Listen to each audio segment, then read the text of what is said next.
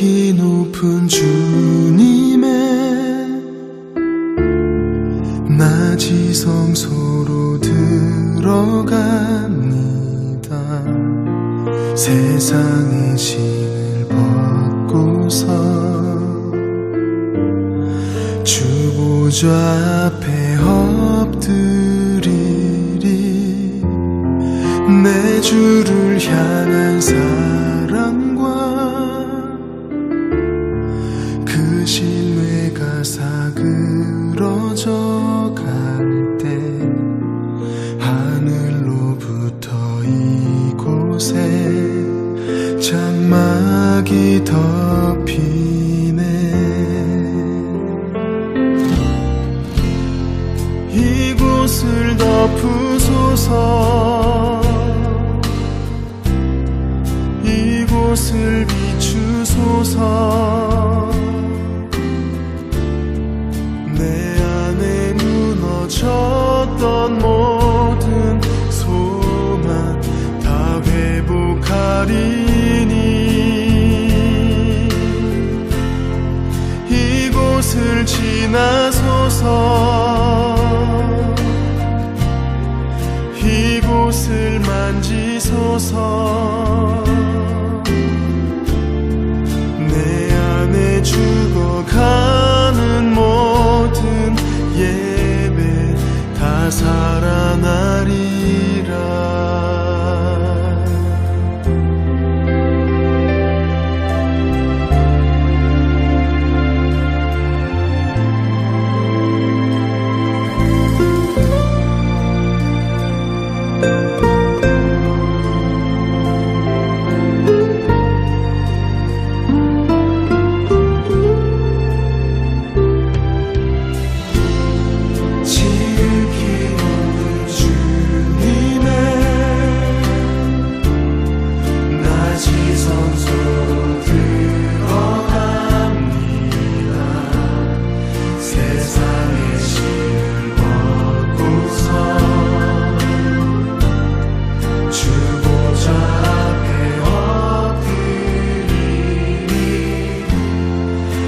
주를 향한 사랑과 그 신뢰가 사그러져 갈 때 하늘로부터 이곳에 장막이 덮이네. 이곳을 덮으소서.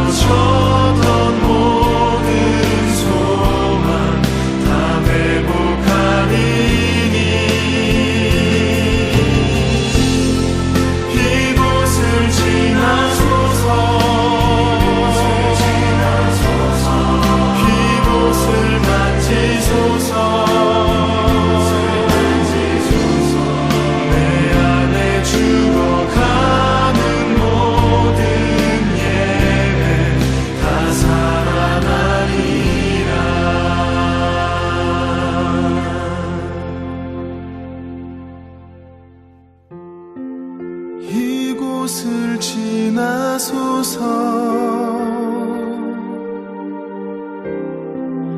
이곳을 만지소서.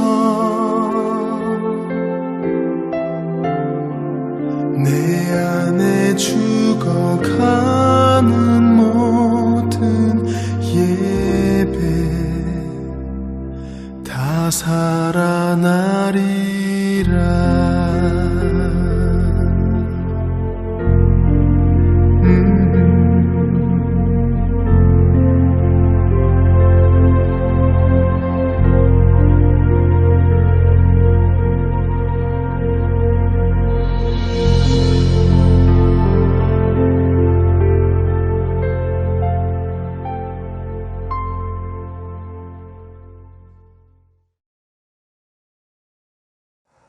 할렐루야, 복된 주일 아침입니다. 오늘도 예배드리는 모든 처소마다 하나님의 은혜가 예수 그리스도의 그 놀라우신 사랑이 충만한 처소 되기를 원합니다. 저와 여러분의 마음이 예배 중에 평안을 회복하고 육체의 질병이 떠나고 회복되는 놀라운 역사가 있기를 원합니다. 5월은 가정의 달이었고 또 계절의 여왕이라고도 불립니다. 한국이나 여기나 다 가장 화려한 꽃들이 피고 아름다운 계절입니다. 오늘 예배하는 자리에 우리가 아마 하나님 보시기에는 그 5월의 꽃처럼 아름답고 또 귀하고 사랑스러운 존재가 아닌가 그렇게 생각됩니다. 예배 자리 나온 여러분들 환영합니다.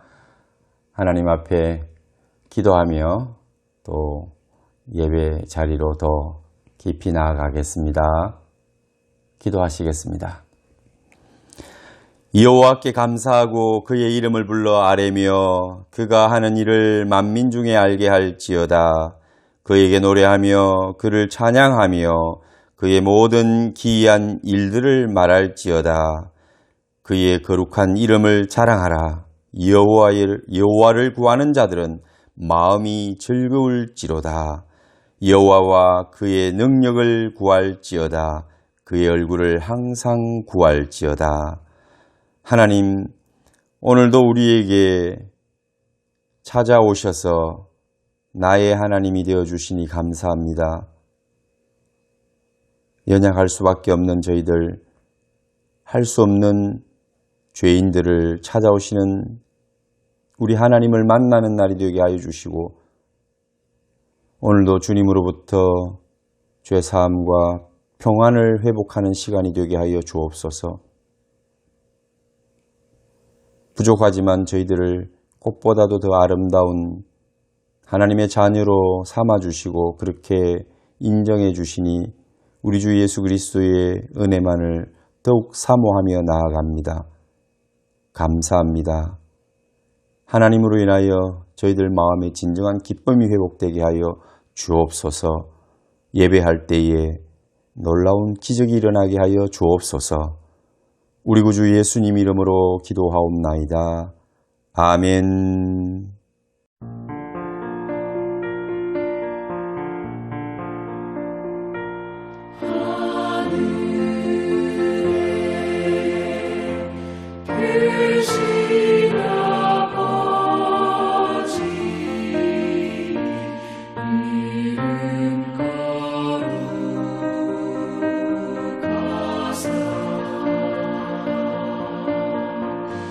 주님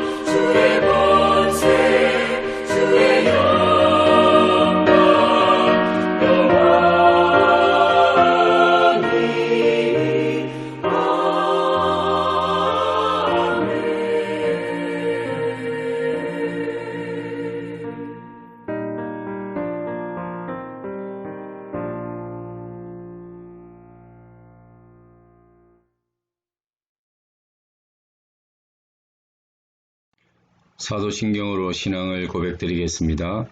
나는 전능하신 아버지 하나님 천지의 창조주를 믿습니다. 나는 그의 유일하신 아들 우리 주 예수 그리스도를 믿습니다. 그는 성령으로 잉태되어 동정녀 마리아에게서 나시고 본디오 빌라도에게 고난을 받아 십자가에 못 박혀 죽으시고 장사된 지 사흘 만에 죽은 자 가운데서 다시 살아나셨으며 하늘에 오르시어 전능하신 아버지 하나님 우편에 앉아 계시다가 거기로부터 살아있는 자와 죽은 자를 심판하러 오십니다. 나는 성령을 믿으며 거룩한 공교회와 성도의 교제와 죄를 용서받는 것과 몸의 부활과 영생을 믿습니다. 아멘.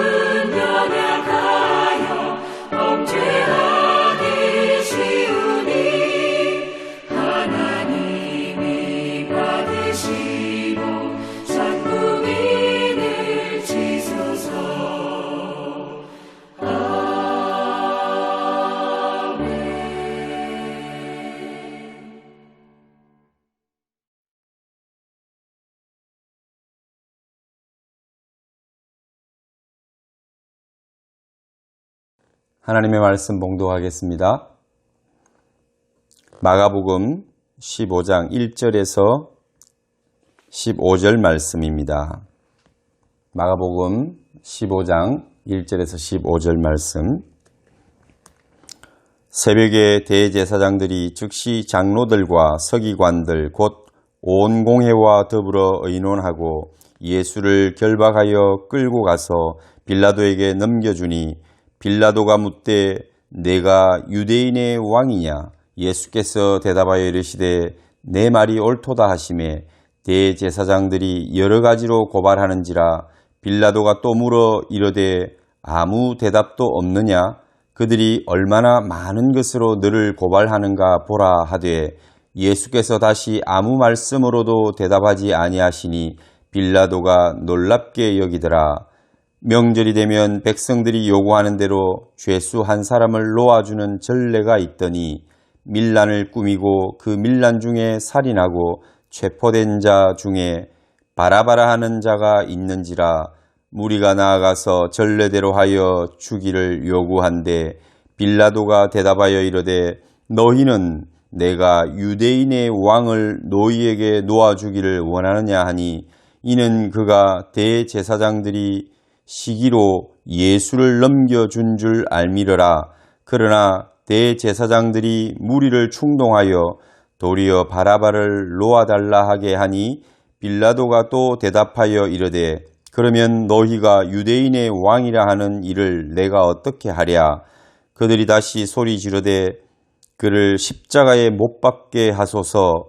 빌라도가 이르되 어찌미냐 무슨 악한 일을 하였느냐 하니 더욱 소리 지르되 십자가에 못 박게 하소서 하는지라. 빌라도가 무리에게 만족을 주고자 하여 바라바는 놓아주고 예수는 채찍질하고 십자가에 못 박히게 넘겨주니라. 아멘. 오늘은 마가복음 15장에 있는 빌라도의 재판을 통해서 빌라도의 선택이라는 제목으로 말씀을 함께 나누고자 합니다. 우리가 살아가면서 날마다 우리는 선택을 하며 삽니다. 작은 선택 하나하나가 우리의 삶이 되고 어쩌면 우리 인생을 결정하지 않습니까? 우리는 크든 작든 뭔가를 결정하면서 살아갑니다. 눈을 뜨면서도 좀 더 잘 것인가 아니면 일어날 것인가 또 일어나면 뭘 할 것인가 먹을 때는 이것을 먹을지 저것을 먹을지 늘 고민하는 그 선택을 굉장히 어려워하는 사람들이 있지 않습니까? 그래서 결정에 대해서 어떤 것을 결정할 때에 그것을 잘 하지 못하는 그러한 성격을 가진 사람들도 있습니다. 결정장애라고도 부르기도 하는데요. 우리가 살아가면서 어쨌든 자기 인생은 자기가 결정하면서 살아가야 합니다. 그리고 거기에 대한 책임도 지게 되어 있습니다. 오늘 여기 빌라도는 총독으로서 그 이름이 나타나는데 여러분들이 예수를 오래 믿었건 아니면 또 초신자이건 여러분의 귀에 굉장히 익숙한 이름일 겁니다. 성경의 어떤 유명한 인물보다도 이름은 내가 들어본 이름이다. 바로 여러분들이 날마다 암송하는 신앙 고백 속에 있는 바로 그 빌라도입니다. 오늘 그 빌라도가 본문에 이제 조연으로 또 주인공으로 오늘 설교에 빌라도의 선택이라고 하는 그 주인공으로 등장을 하는 겁니다. 여러분 이 빌라도가 어떤 인물인지 우리는 그렇게 많이 잘 알려져 있지는 않습니다. 그렇지만 우리의 신앙 고백 속에 예수 그리스도를 핍박하고 그를 십자가에 다는 마지막 선고를 한 그 재판관으로서 우리는 빌라도에게 고난을 받으사라고 대표적으로 이 빌라도의 이름을 매일 부르고 있습니다. 그래서 참 빌라도 입장에서 보면 그가 죽고 난 이후에 자기 이름이 이렇게 계속 모든 오고 오는 믿는 자들에게 그리스도인들에게 불려질 줄 알았겠습니까? 아마 몰랐겠죠. 그런데도 그의 선택 하나가 이렇게 2000년이 지난 지금도 수많은 그리스도인들에게 불명예스러운 이름으로 그렇게 불려지고 있다는 것. 참 하나의 선택이 그 인생을 좌우하기도 하고 두고두고 그 이름이 이제 사람들에게 어떻게 기억되고 하나님 앞에서 어떻게 평가받는가 중요하다라는 것을 우리가 알 수 있습니다. 저와 여러분들도 한평생을 살고 나면 하나님 앞에서 또 어떤 사람이라는 평가를 받을 것이고 많은 사람들도 저와 여러분이 떠나고 난 다음에 아마도 어떤 기억으로 우리를 기억해 줄 것입니다. 그것은 저와 여러분이 선택한 그 선택들이 모여서 우리의 삶이 되고 또 우리 자신이 되기 때문에 오늘 하루도 살면서 특별히 믿음의 선택들을 잘하고 살아야 되겠다라는 생각입니다. 여러분도 그런 의미에서 오늘 빌라도의 선택을 가만히 들여다보면서 하나님 주시는 교훈과 또 우리가 얻을 영적 지혜를 발견하게 되시기를 축원합니다. 지난주에 예수님께서 겟세마네 동산에서 아버지의 뜻이 땅에 이루어지기를 원하는 또 아버지의 뜻이 내 삶에 그 예수 그리스도의 고난의 길, 또 십자가의 길, 모든 인류를 구원하는 구속의 길을 감에 있어서 내 뜻이 아닌 하나님 아버지의 뜻이 나타나기를, 모든 인류를 위한 하나님의 그 공의와 사랑이 자신을 통해서 드러나기를 그렇게 기도했던 것을 우리는 압니다. 여러분, 우리의 삶의 기도의 제목이 또 기도의 내용이 예수님의 기도처럼 바뀌어져야 되고 반복되어져야 되고, 그 반복이 우리의 삶을, 우리의 신앙인으로서의 삶을 바꾸어 놓을 것이다. 그렇게 우리는 묵상을 했었습니다. 좀 어떻게 우리의 기도의 제목들이 또 내용들이 바뀌어져 가고 있는지 점검해 보시길 바랍니다. 그리고 그 겟세마네 동산에서 우리 주님은 자신을 배반한 제자 가룟 유다에 의해서 이제 체포되고 끌려갑니다. 가야바의 그 대제사장의 뜰에 가서 재판을 받고 또 이제 수치와 모욕과 또 능욕의 그 십자가의 길을 이제 걸어가시게 되는데요. 그 부분은 우리가 생략하고 이제 그들이 함께 모여서 누군가에게 예수님을 이제 끌어옵니다. 재판정으로 끌어오는데 그 재판정이 바로 빌라도의 재판정입니다. 빌라도가 그 지역을 다스리는 총독이었습니다. 이스라엘은 당시에 로마의 지배를 받고 있었기 때문에 로마에서 인정하는 분봉왕, 그리고 또 가끔은 그들이 파견한 총독들로 다스리게 되어 있었습니다. 예루살렘과 사마리아, 이 유대 지역, 구유대 지역은 총독이 다스리고 있었는데 그가 바로 우리가 늘 신앙 고백하는 총독 빌라도입니다. 그의 원 이름은 폰티우스 필라투스입니다. 우리의 표현대로 한글로 본디오 빌라도 이렇게 우리는 부릅니다. 이 필라투스라고 하는 패밀리 네임, 그의 성은 이제 창을 든 자, 이런 의미가 있습니다. 그래서 아마도 로마의 어떤 기사 출신의 가문이었을 것이다. 무장이었다는 거죠. 무관. 그래서 지금도 여전히 그는 무관으로서, 군인으로서 이제 총독이 되어서 파송받은 것입니다. 그는 굉장히 로마의 충성된 신하였고, 특별히 요세푸스라든지 그 역사학자들의 글을 통해서 약간의 그 소개가 되어 있고 알려져 있는 바에 의하면 그는 그 로마의 황제를 굉장히 그 존경하고 또 숭상하고, 로마에서는 황제가 신이었습니다. 그래서 그는 그것을 철저하게 믿고 그것을 이제 신앙으로까지 그렇게 생각하는 사람이었다. 굉장한 로마인으로서의 긍지도 가지고 있고 황제에 대한 존경과 충성심을 갖고 있던 사람이었다는 거죠. 그러니까 물론 이렇게 총독으로 파송이 됐겠죠. 그 거대한 로마 제국에서 총독은 13명 정도 있었다고 합니다. 그래서 그들이 점령한 지역을 다스리는 그 황제의 대리인으로 파송이 되는 거죠. 그가 이제 가장 중요한 예루살렘과 이 유대 남부 지역을 다스리고 있습니다. 지경이었죠. 그러면 갈릴리와 또 그 동부 지역은 누가 다스릴까요? 그것은 헤롯 대제의 아들, 두 아들이 다스리고 있었습니다.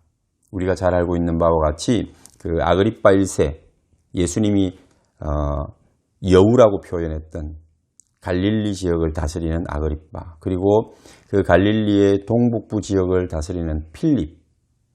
그러면 이 총독이 다스리던 지역은 원래 다른 아들인 아켈라오가 다스렸는데 너무 잔인하고, 그래서 밀란이 일어났을 때 3,000명이나 죽이는 그러한 그 사태가 일어났어요. 그래서 그들은 이제 로마로 가서 재판을 받고 이제 쫓겨났죠. 그리고 지경체제로 총독을 파송한 것이 바로 빌라도입니다. 그래서 본디오 빌라도는 이스라엘에서도 가장 중심인 예루살렘과 사마리아 지역을 다스리되 그는 가이사랴라고 하는 그 성에서 기거하고 이제 이 지역에서는 머물지를 않았어요. 또 예루살렘은 이 수도이기도 하지만은 하나님의 성이잖아요. 그리고 거기는 성전이 있고, 그런데 이 총독이 머무는 곳에는 늘 황제의 그 신상이 함께 서고, 또 그들의 깃발, 또 그들의 방패는 다 로마의 여러 신들이 그려져 있고 그것을 섬기는 어떤 종교적인 도구와도 같아요. 그래서 그가 만약에 예루살렘에 총독부를 둔다면 예루살렘에 바로 신상이 서야 하고, 또 우상화되어 있는 여러 가지 군의 깃발이라든지 또 방패라든지 이런 것들이 들어와서 예루살렘의 그 신성한 곳이 하나님을 섬기고 하나님의 도시라고 하는 유대인들이 신성시 여기는 그 땅이 더러워진다는, 그 성을 더럽히지 않기 위해서 이스라엘 사람들은 반대했습니다. 그가 총독부를 옮기는 것을. 예루살렘에 있지 못하는 거예요. 그는 그렇게 하기를 원했지만 많은 사람들이 요즘 같으면 소요를 일으켰어요. 데모를 한 거죠. 그래서 그 데모를 진압하려고 하기도 했지만 너무나 이스라엘 사람들이 강력하게 그것을 반대했기 때문에 결국은 총독부는 가이사랴에 있었습니다. 이러한 상황을 우리가 생각해 보면 사실 본디오 빌라도라고 할 때 그는 뭔가 죄가 없고, 또 우리가 본문에 마태, 마가, 누가, 요한복음을 통해서 예수님을 재판하는 장면들이 다 묘사되어 있는데요. 그는 예수님을 그렇게 죄인으로 여기지 않고 놓아주려고 했잖아요. 그래서 선량한 사람처럼 그렇게 표현이 되기도, 또 마음에 그 생각이 들기도 합니다. 그런데 그는 철저히 로마의 장군이었고 또 로마 황제를 숭상하는 그런 사람이었어요. 그리고 유대와 또 이스라엘의 종교를 무시하는 그런 사람이었어요. 그런 빌라도가 언제나 하나님 섬기는 예루살렘과 그 성전을 그는 더럽히려고 하고, 또 거기에 대하여 적개심이나 또는 무시하는 마음을 가지고 있었던 사람이면 분명합니다. 그리고 그는 군인이었기 때문에 좀 강한 성격과 또 고집도 있었고, 또 로마에 대한 자긍심이 있는 대신에 여러 이민족에 대한 배타심이나 또 무시하는 성향을 가지고 있었던 것이고, 종교적으로도 마찬가지입니다. 그는 황제를 신으로 여겼기 때문에 다른 이방 민족의 종교와 신들에 대해서는 무시하고 또 짓밟으려고 하는 그런 마음이 있었던 거죠. 그래서 계속해서 총독부를 옮기고 그 황제의 신상을 예루살렘에 세우자는 마음이 있는 거죠. 그리고 이 총독을 통해서 갈릴리 지역의 사람들이 예배를 드리는 중에 여러분 죽어서 그 피가 제물에 섞이는 그 사건들을 우리가 묵상했지 않습니까? 그런 일들이 왜 일어나느냐? 갈릴리의 사람들이 굉장히 독립운동가 또 저항정신이 강한 그런 성격이 강한 사람들이 많이 나왔어요. 어쩌면 갈릴리 바다에 가까이서 사는 사람들이 그 바다에서 좀 원래 보면 성격이 굉장히 투쟁심이 강하기도 하고 또 거칠기도 합니다. 그래서 독립운동에도 아주 열심 당원들이 많이 있었겠죠. 그래서 이 갈릴리 사람들에 대한 배타적인 또 마음들이 있었는데, 그들이 예배를 드리는데 이제 죽여서 그 피가 제물에 섞여서 그 제사도 더럽히는 그런 일이 일어났죠. 그게 바로 이 빌라도가 한 일입니다. 잔인하고 또 종교적으로도 굉장히 무시하고 이스라엘의 종교를 어쩌면 폄훼하는 그런 마음을 가진 자였기 때문에 이스라엘 사람들과는 별로 좋은 관계가 아니었습니다. 이 빌라도가 우리가 생각하는 것처럼 굉장히 예수 그리스도에 대해서 좀 좋은 마음과 또 예수님을 이해하고 놓아주려고 하는 그런 측면으로 보이는 것들은 이제 자기의 어떤 내면적인 여러 가지 상황들, 정치적인 상황 이런 것들과 맞물려서 우리에게 보여지기는 그렇게 보여지는 것이죠. 그래서 이런 것들이 그에게 있어서 뭔가를 선택하는 데 영향을 주고 있다는 거예요. 그래서 우리가 그 마음과 그 상황, 기본적인 어떤 그의 삶을 들여다보면서 예수님을 심판하는 이 장면들을 다시 보면 그가 결정하는 그 결정과 선택이 어디로부터 나오는지를 알 수 있게 되는 것입니다.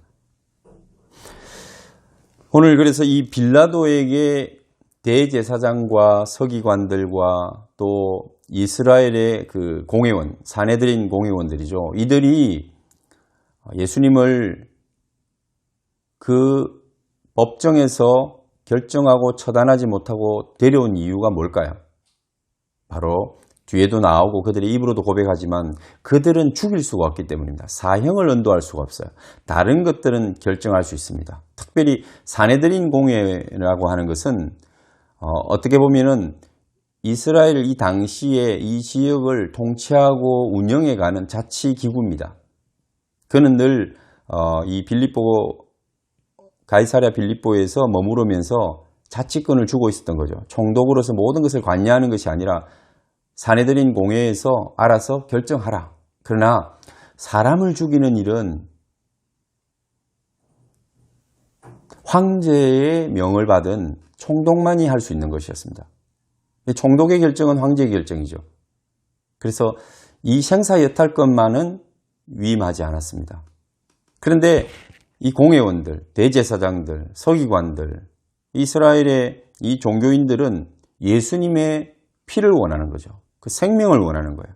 그러니까 그들이 결정해서 때리거나 또는 가두거나 이것으로는 그들의 소원하는 바를 달성할 수 없기 때문에 이제 여기 빌라도의 법정으로 예수님을 데려온 것입니다. 그래서 빌라도가 예수님에게 취조를 해야 되겠죠. 내가 유대인의 왕이냐 이렇게 묻습니다. 마가복음에는 내가 유대인의 왕이냐라고 먼저 나오지만 다른 복음서들을 보면 이들이 고발한 내용들이 상당히 많습니다. 서로 백성들을 이간질하고 소요를 일으키고 또 세금을 가이사에게 못 내게 하고 자칭 왕이라고 그래서 어쩌면은 그 지역의 왕은 황제가 임명해야 되는데 그가 스스로 왕이라고 하니 반역이라는 거죠. 이러한 여러 가지의 제목을 가지고 고발을 했던 것입니다. 그런데 빌라도가 관심 있는 건 뭐냐 하면은 스스로 왕이라고 했다는 것입니다. 총독의 권위에 또 황제의 권위에 이제 반기를 들고 그 권위를 인정하지 않는 밀란의 여지가 있는 이러한 부분에 관심이 있는 것입니다. 총독은 뭐 종교적이거나 이런 부분은 그렇게 관심이 없는 거죠. 메시아다, 또 신성모독이다, 이런 부분들은 그거 관심이 없습니다. 대제사장이 여러 가지로 고발했지만 빌라도는 항상 그 부분에 관심을 가지고 계속 질문을 하는 것입니다. 그런데 예수님은 아무 대답을 하시지 않습니다. 네가 왕이냐? 그 이야기가 너에게로부터 나오는 것이냐 아니면 다른 사람이 네게 말을 한 것이냐라고 주님이 다시 묻죠. 그리고 어떤 본문에서는 내가 그러라. 그 정도의 대답만 합니다. 그냥 아무 말씀도 하지 않고 침묵하시는 예수님에 대해서 빌라도는 굉장히 놀랍게 여겼다라고 그렇게 기록하고 있습니다. 아무리 치조를 하고 또 예수님에게서 죄를 발견하려고 해도 사실 발견할 수 있는 죄가 없는 것은 분명하지 않습니까? 마태복음에서 말씀하신 것처럼 내가 왕이지만 네가 이야기한 것처럼 내가 왕이다, 크다. 그러나 나의 나라는 이 땅에 속한 것이 아니라 다른 나라이다. 만약에 이 땅에 속한 것이면 내가 잡힐 때에 바로 나의 사람들이 나를 잡히지 않도록 그렇게 했을 것이다. 그렇죠. 주님은 뭐 제자들이 거기서 싸울 수도 있는 것이고 천군 천사를 동원할 수도 있는 것이고 이 나라에서 독립을 원하는 것이었다면 로마로부터 자유를 얻고 해방되어서 다시 그 가나안 땅 이스라엘을 세우는 것이라면 당연히 그렇게 하셨겠죠. 그렇지만 예수님이 왕이신 나라는 그 한정된 그 땅, 또 한정된 백성, 그 나라가 아니지 않습니까? 하나님의 나라는 온 세계의 모든 사람에게 더 크고 또 광대한 하나님의 나라, 그것을 예수님은 자기의 나라라고 말씀하시지, 그 가나안에 있는, 팔레스틴에 있는 그 유대 땅 이스라엘이 우리 예수님이 왕이 되시고자 하는 나라가 아닙니다. 오늘 그 하나님의 나라는 이미 저와 여러분의 마음속에, 그리고 오고 오는 모든 족속과 백성들 그 가운데 세워져 있고, 또 수많은 백성들이 그 나라를 마음에 품고 하나님의 나라를 세워가고 더 왕성하게 자라가고, 그래서 큰 나무로 하나님의 나라는 성장해 가고 있는 중입니다. 그것을 어떻게 이 종교인들이 이해하고 또 빌립보가 알겠습니까? 빌라도가 알겠습니까? 빌라도는 그래서 예수님으로부터 아무 죄를 발견하지 못한 것입니다. 거기에다가 마태복음에서 마태는 그렇게 이야기를 합니다.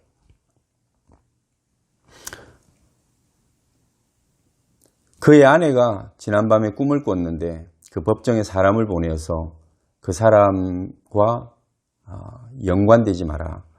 내가 참 꿈에 힘들었다. 어떤 꿈을 꾸었는지 모르지만 어쨌든 그 아내의 꿈 이야기를 듣고 그 아내가 이 예수님과의 재판에 당신이 섞이지 말라. 거기 엮이지 말라. 그렇게 부탁하는 이야기를 듣고 계속해서 그는 이제 죄를 찾지도 못했고 아내가 하는 이야기를 듣고 놓아주려고 하는 것입니다. 오늘 가정의 달에 있어서 저와 여러분들이 이 본문 속에서 연관되는 건 없지만 오늘 빌라도가 그 아내의 말을 들었으면 이렇게 날마다 때마다 모든 예배드리는 장소마다 신앙인들이 우리 예수님께서 빌라도에게 고난을 받으사 십자가에 못 박혔다고 그렇게 아마 그의 이름이 불려지는 일은 없었을 것입니다. 그리고 예수님을 재판에 넘겨 십자가에 못 박으라고 사형언도를 한 사람으로서 우리 주님을 십자가에 죽인 그 당사자로, 대표자로 그 이름이 그리스도인의 입에 올려지진 않았을 것입니다. 아내의 말을 잘 들으면 자다가 떡이 나온다는 말도 있습니다. 그래서 오늘 빌라도는 계속해서 예수님을 어떻게 하면 놓아줄 수 있을까 그런 고민들을 하죠. 6절에 보면 명절이 되면 백성들이 요구하는 대로 죄수 한 사람을 놓아주는 전례가 있었다는 것이죠. 그래서 이 6월절 명절에 한 명을 놓아줄 수 있으니까 예수님을 이제 놓아주고 싶은 마음이 있는 거예요.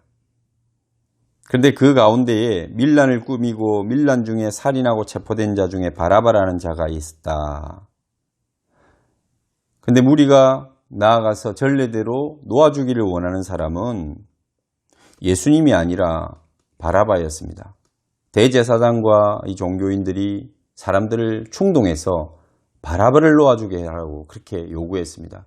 사람들이 바라바를 놓아달라고, 바라바를 놓아달라고, 예수님은 십자가에 못 박으라고 그렇게 막 외치기 시작했습니다. 여러분, 오늘 이 바라바라고 하는 사람은 사실 로마의 관점에서 보면 밀란을 일으키고 소요를 일으키고 사람을 죽인 살인자임에는 맞습니다. 그러나 유대의 입장에서 보면은 이스라엘의 독립을 위해서 싸웠던 아마 열혈 전사였을 것입니다. 그렇지만 우리가 그런 입장에서 보더라도 그가 조국을 위해서 밀란을 일으키고 또 사람을 죽이는 살인자임에는 분명합니다. 많은 사람들을 죽여서 살인자라는 그 죄명을 얻었습니다. 그런데 사람들이 이제 이 바라바를 놓아주라고 그렇게 요구하고 예수님은 십자가에 달라고 합니다. 아무 죄가 없으신 예수님은 십자가에 달으라고 하고 바라바를 놓아주라고 합니다. 오늘날 대한민국의 현장을 보면서 정치적인 상황이나 국가의 어떤 사명 앞에서 우리가 나라를 위하여 충성하고 이념을 실현하기 위하여 자기의 삶을 던지는 것도 어떻게 보면 굉장히 명예롭게 생각이 됩니다. 그런데 우리가 앞서 묵상했던 본문처럼 예루살렘에 가정한 것이 서거든, 다시 말해서 그것은 로마가 이스라엘을 함락시킬 때에 많은 사람들이 거기에 투쟁을 했습니다. 그리고 이방인의 손에 죽는 것보다 자기 가족들을 스스로 죽였습니다. 그리고 나중에 자신들도 자살을 합니다. 굉장히 비극적인 예루살렘의 멸망을 우리는 볼 수 있었습니다. 그럴 때 주님께서 말씀하신 것은 산으로 도망가라는 것이었습니다. 눈에 보이는 그 예루살렘과 또 사람의 손으로 지은 화려한 성전, 그것은 아무것도 아니라는 거죠. 그것을 계속해서 말씀하셨죠. 이것을 허물면 3일 만에 내가 다시 일으키리라, 세우리라. 예수님의 이미 그 마음에는 눈에 보이는 그 돌로 사람의 손으로 지은 성전이 아니라 예수 그리스도께서 십자가에 죽으시고 다시 살아나심으로 우리를 통해서 세우실 성전, 성령이 그제서야 오실 텐데 그 성전이 들어가서 내주하시는 각 사람의 몸된 성전, 그리고 그들이 하나님 앞에 나와서 보이지 않는 그 무형의 나라, 하나님의 나라를 세울 것을 아시고 그 일을 위하여 제자들은 훈련받았고 부름을 받은 사명을 가진 자였습니다. 그래서 너희는 이념을 위해 죽지 마라, 국가를 위해 죽지 마라, 그러한 정의, 대의를 위하여 네 목숨을 던지지 마라. 그보다도 우리에게 소중한 것이 있다. 나에게 주어진 사명이 있다. 그것이 뭐냐면 하나님의 나라라는 것입니다. 성령께서 다시 오셔서 세우실 그 성전과 하나님의 나라를 위하여 네가 부름을 받은 것이지, 이 땅 위에서 땅 따먹기 하듯이 민족과 어떤 또 백성들을 우리가 서로 선을 그어 나누고 그 안에서 이념으로 구분되어서 그걸 위하여 우리가 목숨을 걸고 싸울 생명이 아니라는 거예요.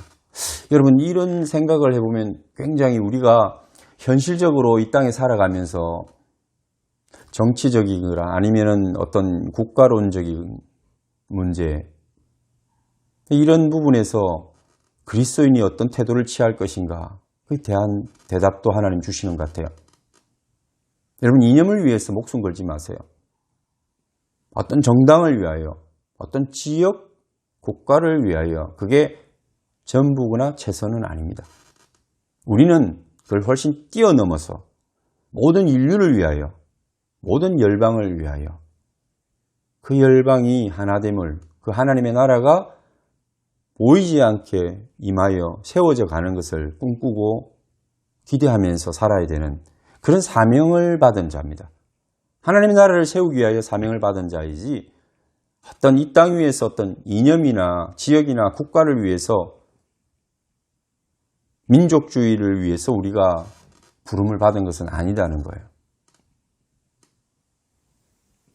그런 것들도 소중한 가치가 나름대로 있기도 하지만 마음을 넓히고 눈을 높이 들어서 주님께서 말씀하신 것처럼 그런 일에서는 산으로 도망가듯이 도망가고 달려가고 떠나십시오. 너무 특별히 대한민국이 이런 정치적인 문제에 그리스도인들도 한물이 되어가지고 같은 교회 안에서도 선교사들 사회 속에서도 이게 너무나 색깔이 아주 극렬하게 나타나고 그걸로 싸운단 말이죠. 여러분, 오늘 주님께서 그런 모습을 보시면 기뻐하지 않을 줄 믿습니다. 우리가 어떤 정치나 이념이 아니라 그런 것들을 성경적으로 바라보고 조명하는 것은 대단히 중요한 일이고, 어떤 판단하고 또 행하는 데 있어서 근거는 성경이어야 합니다. 그 가치를 위하여 목숨을 내놓는 것은, 내가 내 삶을 던지는 것은. 그런데 예수님께서 마가복음 13장에 14절, 멸망에 가정한 것이 서지 못할 곳에 선 것을 보거든 그때 유대에 있는 자들은 산으로 도망할지어다, 이렇게 말씀하신 그 마지막 때에 대한 계시, 그게 종말적인 의미도 포함되는 메시지이지만 바로 이 이스라엘이 멸망할 때를 가리키는 거죠. 근데 그 가운데 이제 사람들에게 거기서 로마와 또는 이방인들과 예루살렘과 성전을 지키기 위해서 목숨을 걸고 거기서 죽는 것이 진리가 아니다. 너희는 도망가라. 제자들을 향해서 하신 말씀이죠. 너희는 급히 도망가라. 돌아보지도 마라. 뭘 건지려고도 하지 마라. 그냥 도망가라. 왜 그랬습니까? 마지막 때에는 도망가도 숨을 곳이 없습니다. 그러니 결국은 멸망에 가정한 것이 거룩한 곳에 선다는 것은 로마의 황제가 그 신상이 이제 예루살렘과 성전에 세워진다는 것이죠. 그것은 이스라엘의 멸망을 이야기하는 것이고, 바로 디도 장군에 의해서 예루살렘이 멸망할 것을 예언하신 것입니다. 그럴 때 우리가 주목해야 되는 것은 그 멸망의 순간이 아니라 그때에 우리는 뭘 해야 되는가. 나라를 위해서 장렬하게 마사다 전투처럼 장렬하게 죽고 또 죽이고 자살해야 되는가. 도망가라고 하시는데 이것은 국가적으로 볼 때 굉장히 수치스러운 것이 아닌가. 어떻게 그럴 수가 있는가. 하나님의 나라 아닌가. 하나님이 세우신 국가가 아닌가. 예루살렘은 하나님의 도성이 아닌가. 성전 하나님이 계신 곳이고 하나님을 예배하는 건물이 아닌가.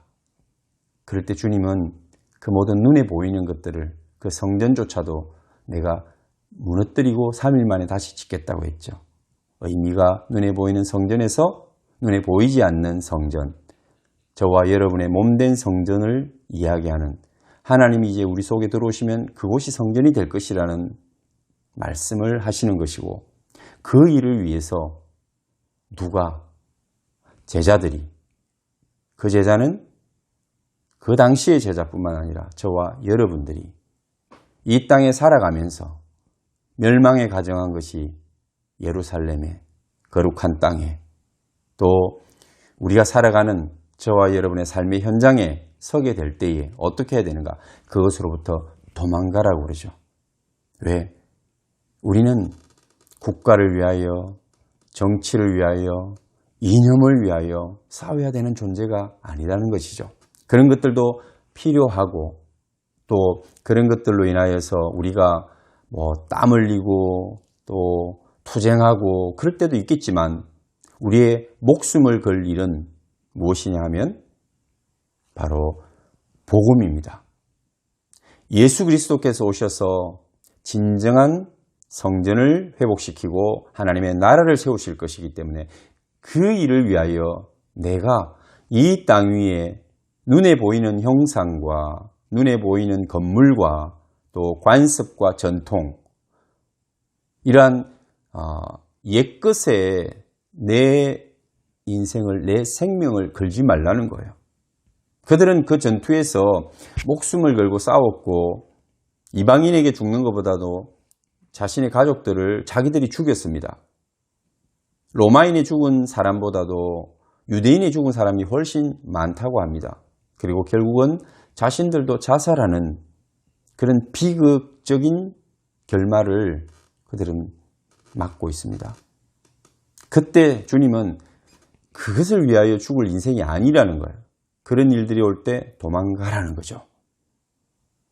그리고 너희들이 할 일은 그 건물을 지키거나 그것을 사수하는 것이 아니라 새로운 하나님의 성전과 하나님의 나라를 세우는 일을 해야 한다는 거예요.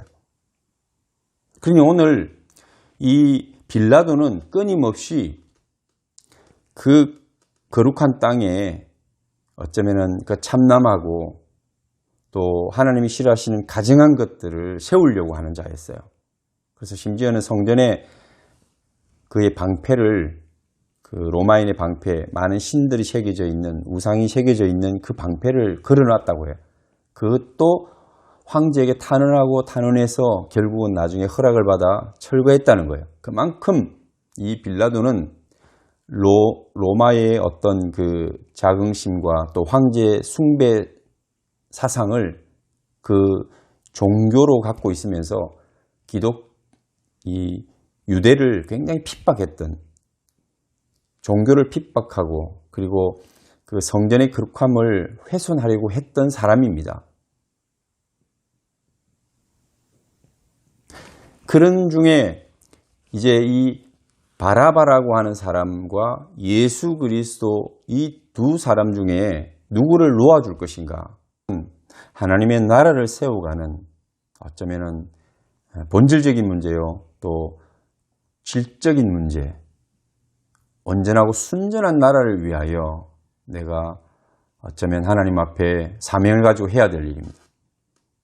그러니 좀 더 마음을 넓히고 내가 무엇을 위해서 왜 이런 일들을 하고 이런 생각들을 하고 이런 싸움을 하는지 돌아보아야 됩니다. 바라바, 그는 로마로 보면 밀란을 일으키고 소요를 일으키고 살인하는 자예요. 살인자입니다. 이스라엘 사람들 입장에서 보면은 열혈당원일 수 있고 독립운동가일 수 있고, 그렇지만 그도 역시 살인자라고 할 수 있습니다. 그렇지만 어떤 입장이든 간에 오늘 예수님을 대신할 수는 없잖아요. 우리 입장에서 보면은 그런 일들이 아무리 소중하다고 해도 우리 예수님과 바꿀 수는 없잖아요. 예수님의 꿈과 비전과 예수님의 사명, 그것과 비교할 수 없잖아요. 근데 우리는 그렇게 요구하는 거죠. 주님보다는 내가 생각하는 대의, 옳다고 생각하는 이념, 그리고 끌리는 핏줄, 학연, 지연, 이런 것들로 우리가 어쩌면 내 삶 속에서, 실제적인 상황 속에서는 선택하고 살아가는 이 지금 대제사장과 그들에 의해서 현혹된 백성들이, 충동질을 당한 백성들이 자기도 모르게 외치면서 예수를 십자가에 못 박으라, 예수를 십자가에 못 박으라, 예수를 죽이라. 예수 그리스도는 그들에게 필요한 존재가 아니었다는 거죠. 아무것도 줄 수 없는 존재다. 그러니 그를 죽이기 위해서 차선으로 선택하는 것이 바라바였다는 거죠. 참 아이러니하게도 이스라엘 백성들은 또 빌라도의 입장에서 서로 이해 충돌이 맞는 것은 예수님 십자가에 못 박히고 그냥 바라바를 놓아주는 것입니다. 그게 쉽습니다. 간단하고요. 소요나 밀란도 일어날 이유가 없고, 또 백성들의 입장에서는 그냥 우리 편, 내 편 한 사람 건지는 것이고, 예수님은 우리의 삶에는 별로 관계가 없는 것 같으니까 영적으로 무지한 그들에게 예수님의 하시는 일이나 또 예수님이 어떤 분이라는 그 존재적인, 그 존재론적인 이 마인드가 없잖아요. 믿음이 없잖아요. 제자들은 다 뿔뿔이 흩어져 숨어 있고 부인하고 두려워하고 이런 상황 속에서 이제 예수님은 모든 사람으로부터 이렇게 비난받고 십자가에 못 박으라는 소외되고 분리되고 어쩌면 왕따를 당하고 그뿐입니까? 이제 아버지조차도 좀 있으면 아마 눈을 감으시거나 등을 돌리실 겁니다. 그런 주님의 고난이 지금 눈앞에 펼쳐지는 것입니다. 오늘 우리는 빌라도의 입장이라면 어떤 결정을 할까요? 자신의 권력과 자신의 자리를 유지하기 위하여 밀란이 일어나면 안 되니까 아켈라오가 어떻게 쫓겨났고 유배되었는지를 알기 때문에 지금까지 쌓아온 그 가문의 전통, 명예, 또 자신이 총독으로 와서 지금 5년에 또 재임까지 해서 10년까지 그 자기 자리를 지켰던 이 빌라도는 굉장히 지혜롭고 또 군인이었으니까 결단력이 있는 사람으로 강한 사람으로 나타나요. 상대편에서 정적인 헤롯 아그리빠 왕은 잔인하다. 그리고 굉장히 융통성이 없다. 그런 식으로 보고서를 올린 것을 볼 수가 있는데 그것을 뒤집어 보면은 이제 굉장히 군인처럼 강인하고 결단력이 있고 또 통제를 잘하고 정치적인 어떤 그 정략적인 지혜가 있기 때문에 이렇게 총독으로 와서 황제의 신임을 얻는 거잖아요. 그래서 자리도 있고 권세도 있고 이런 어떤 빌라도의 입장에서 우리가 이런 일을 선택하게 될 때 이게 꼭 이런 문제가 아니라 우리 삶에서도 어떤 내 자리를 유지하고 또 그것을 계속해서 쥐고 갈 수 있는 누릴 수 있는 선택이 있고 어떤 때는 잃어버릴 수 있는 선택이 있습니다. 위험한 선택이죠. 그렇지만 그게 옳고 또 그게 정의가 될 수 있는데 그게 진리일 텐데 우리가 알지만 선택하지 못하는 경우가 있지 않습니까? 그럴 때 어떻게 할 것이냐는 거예요. 아마 우리는 어쩌면 이 빌라도와 같은 선택을 하지 않을 거라고 믿습니다. 그러나 우리의 삶을 한 번 더 조용히 그리고 겸허하게 돌아보면 그렇지 않을 때가 훨씬 많고 우리는 좀 편안하고 평안하고 누릴 수 있고 가지고 있는 것을 놓치지 않는 또 더 많이 가질 수 있는 그것을 선택할지 모릅니다. 그가 예수님에게 요한복음에서는 묻습니다. 18장에 보면 많은 질문들을 하고 예수님께서 진리에 속한 자면 이 모든 것들을 알고 진리를 따라서 그렇게 이야기할 것이라고 말씀할 때 진리가 무엇이냐 그렇게 질문합니다. 그게 한글에서는 그냥 진리가 무엇이냐 진리에 대해서 궁금해하는 것 같지만 그것으로 끝이 나거든요. 대화가 이어지지 않고 쉽게 이야기하면 예수님이 진리에 대해서 이야기할 때 그는 진리 그게 뭐냐? 진리가 내게 권세를 주냐? 진리가 내게 자리를 주냐? 진리가 내게 안정을 주냐? 진리가 밥 먹여주느냐? 이렇게 그냥 툭 던지는 이야기입니다. 빌라도는 어떤 진리에 관심이 있는 게 아니었습니다. 진리에 관심이 있었다면 예수님에게 더 묻겠죠. 그리고 알기를 원할 것이고. 아그리빠 왕도 마찬가지였습니다. 이적을 보는 것을 좋아했고 또 예수님이 하도 유명하니까 보는 것을 아주 반겼지만 예수님의 그 본질적인 예수님이 어떤 분인가 또 무엇을 말씀하시고자 하는가 그가 말씀하는 그 진리에 대해서는 관심이 없었습니다. 이 두 사람이 적이었어요. 정적이었는데 그날에는 친구가 되었다라고 성경은 이야기하죠.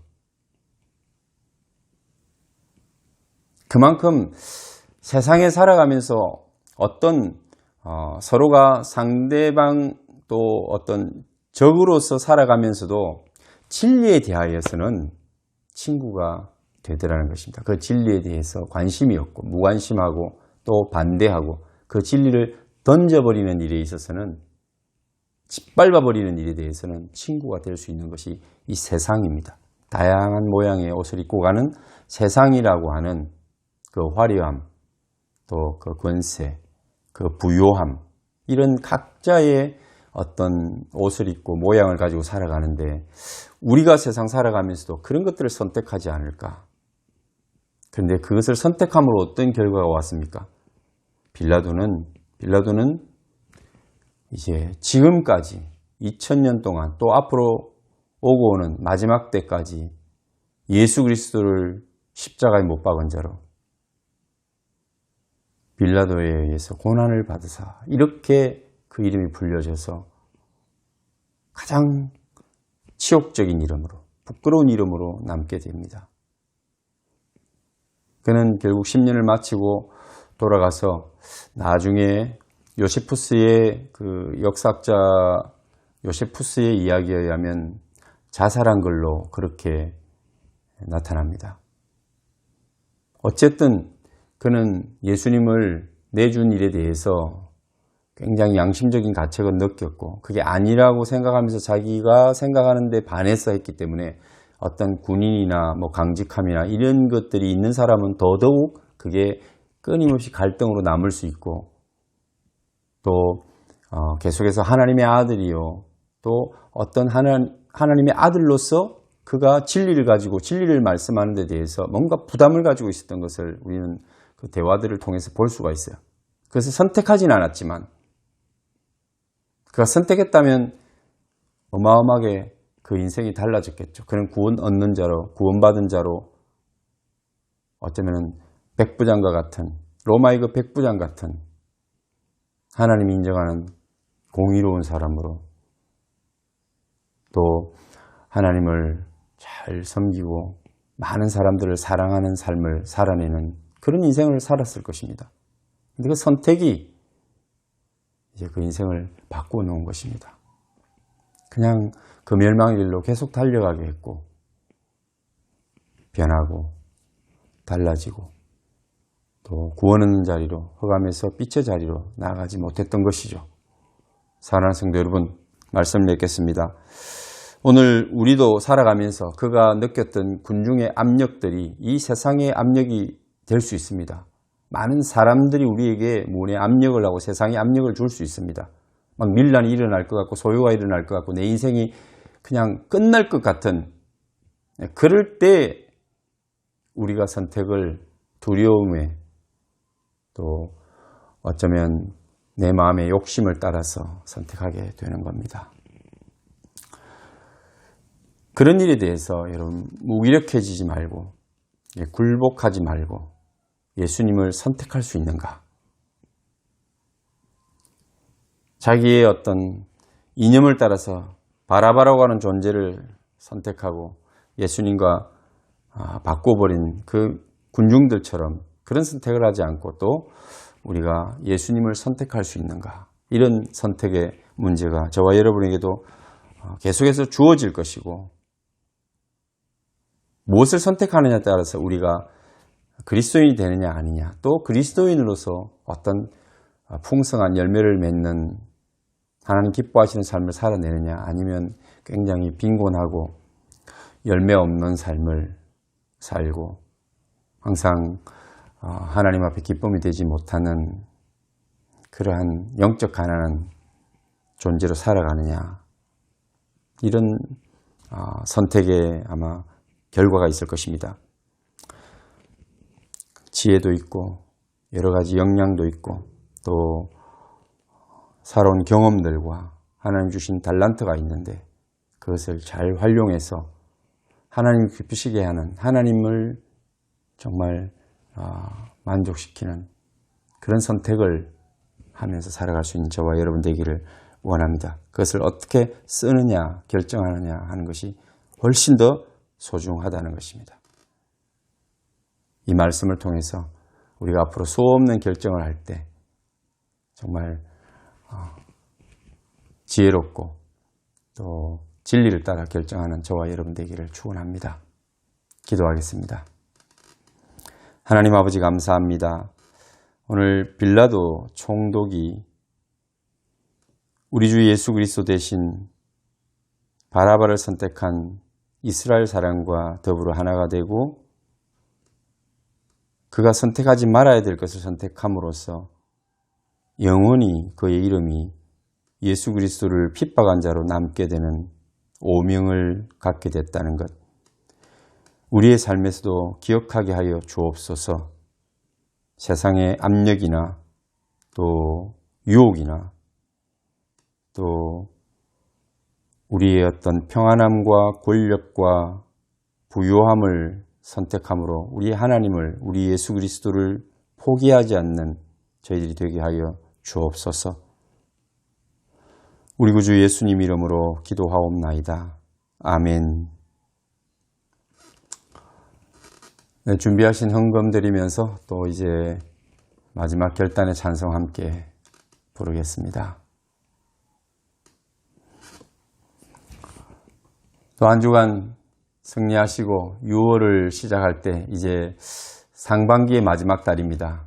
우리가 마음에 갖고 있던 여러 가지 결심과 계획들 한번 점검해 보시고 하반기를 시작하기 전에 다시 한번 새롭게 시작하는 마음으로 출발했으면 좋겠습니다.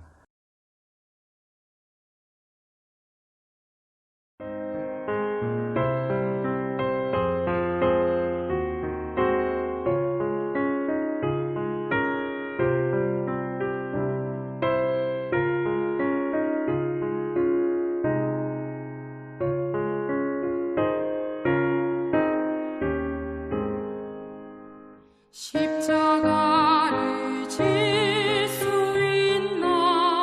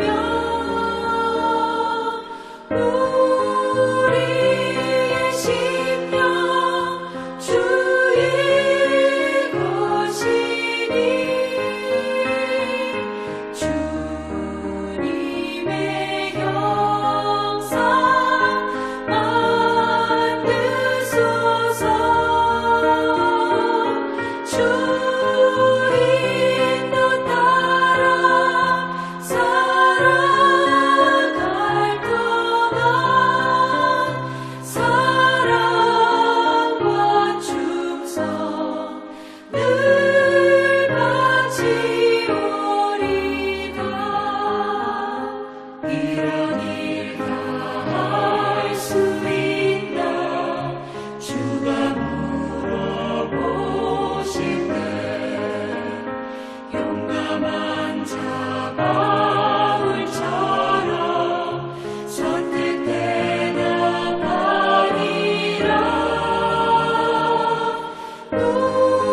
우리의 심령 주의 것이니 주님의 형상 만드소서. 주 인도 따라 살아갈 동안 사랑과 충성 늘 바치오리다.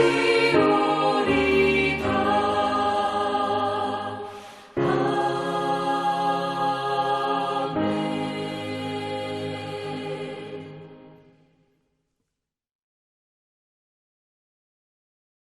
축도하겠습니다. 이제는 우리 주 예수 그리스도의 은혜와 아버지의 크신 사랑과 성령님의 위로하심이 예배하는 모든 성도들의 머리 위에, 자녀들의 머리 위에, 그들의 생업의 현장 위에 지금부터 영원토록 함께 계실지어다. 아멘.